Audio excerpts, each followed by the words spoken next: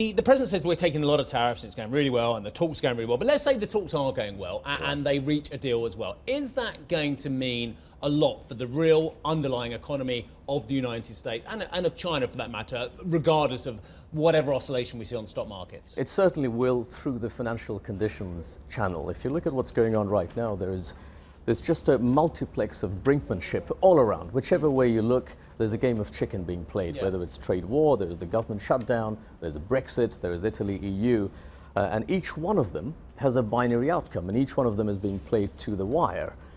So it's causing haywire in the markets to the extent that it peels off one of those theatres of brinkmanship. I think it's going to feed through, but clearly the biggest act of brinkmanship is really the one still between the Fed and markets, and that's the one that the Fed is still the only game in town. There was a story out in the British press today, the unions warning about household debt and the huge levels and what a large percentage of household income it is as well. I mean, that is a metaphor for the West generally, perhaps as well, and for the United States perhaps as well. Would it matter that much if the Fed raises once, twice or three times in 2019?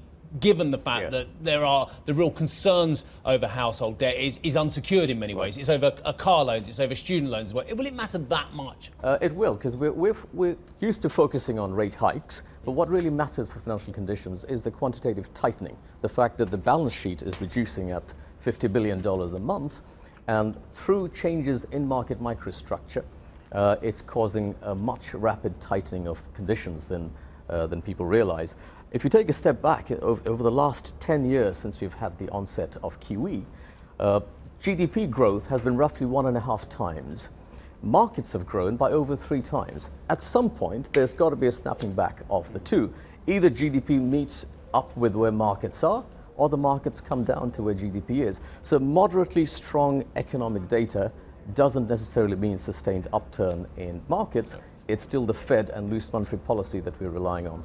And we got a message, didn't we, Friday, that Jay Powell is not in any hurry. He's talked about patience, and interestingly, the market is on the same page because it's very quickly moved to reprice expectations around moves through this year and then cuts potentially into 2020. So what are the implications of that in terms of just cooling some of the nervousness around your standoff scenario? Whether that's extremely important, because again, monetary policy is the main anchor for the markets. Whether it's just Powell patience or a Powell put is what we're going to see today and the rest of the week. The fact that it's been green across markets suggests that the market is latching onto it as a Powell put. My younger son said to me not too long ago that, you know, Dad, Mummy wants me to have more patience, just like an ambulance. And I thought the double play on the word patience is also relevant here.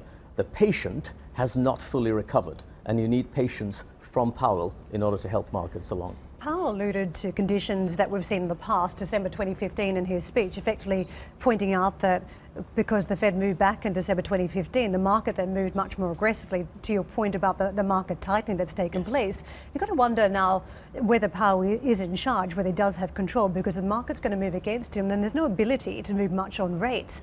He's kind of hamstrung now in 2019 because the market has overreacted in a way to some of the data, to some of the comments, and also to Trump potentially. Yes, there's overreaction all around, and it's true that there has been a significant difference between the Yellen Fed of 2015, where at the start of the year we were forecasting 4 hikes and we only saw 1 by the end of the year, and 2018, where the Fed did follow through with all 4 hikes.